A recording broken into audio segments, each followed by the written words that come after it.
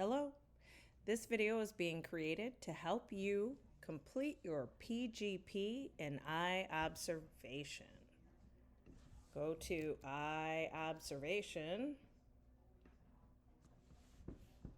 sign in,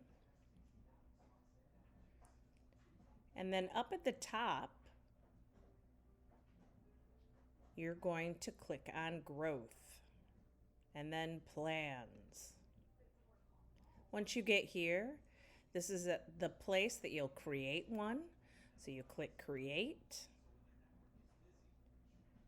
and it shows the 4 steps or process that you'll go through for your PGP.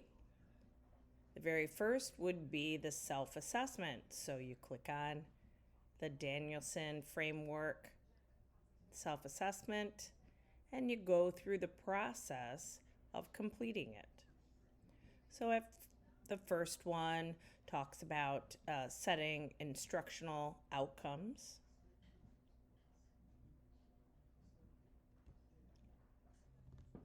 As you go through the process of completing the PGP self-assessment, notice there are resources here, and these resources kind of fine-tune where you are in that scale or within that scale of unsatisfactory, basic, proficient, or distinguished.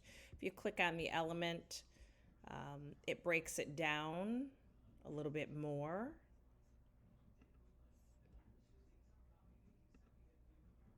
Clarity.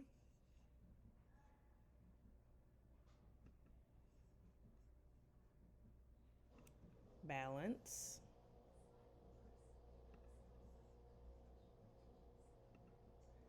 And diverse learners.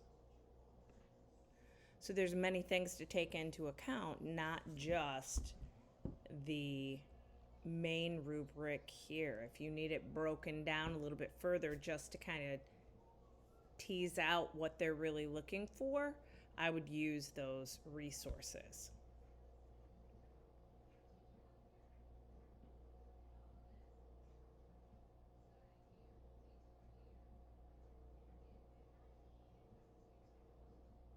You will continue your growth plan self-assessment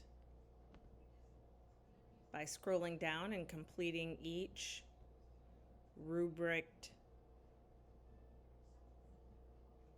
self-assessment using the tools if you need to under resources. Now it's time to move to step 2, select your target elements. If you click on select target elements, it'll bring you first of all to your target elements, and you can see this is the one that I'm working on.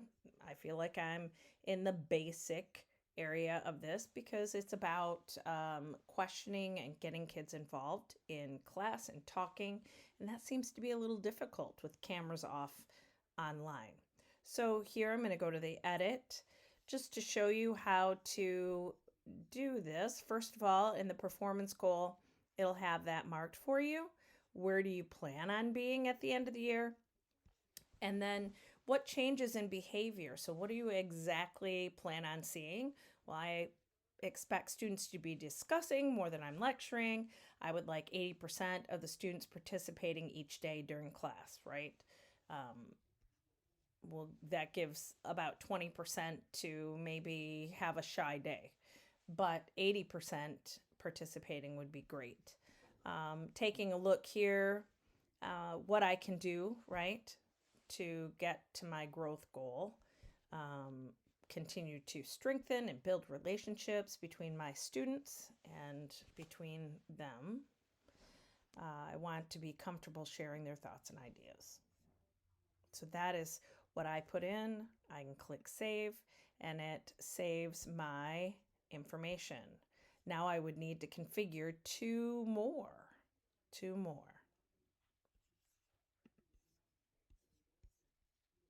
Back on the main page, we've completed step 1, our self-assessment, step 2, target elements, and now we have to identify some action steps for our plan, click on development of plan, and then once you're here, you're going to add a step, right? Create a plan for reaching our growth goals. So I'm going to click on that add a step and then select an action step idea. Am I going to record myself, have a peer observe you, conduct a student survey, collaborate with an instructional coach or colleague, submit completed lesson plans, identify specific outside professional learning, or complete a book study? Well, I would say either recording myself or having a peer would be most helpful. Probably recording myself to see if there are places where I can engage students maybe a little bit more.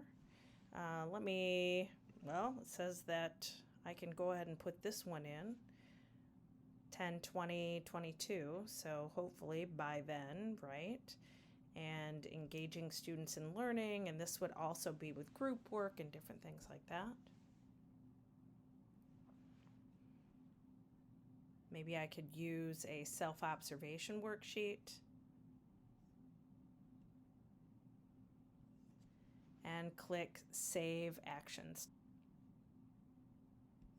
I can go ahead and save, but I'm going to put it in a different order because I want this one up here at the top because that's going to happen first, right? So now I can click Save Action Step Order. And if I go back to my plan, the very last step is submitting for approval. You should get awaiting approval at the end. And that's how to do your PGP.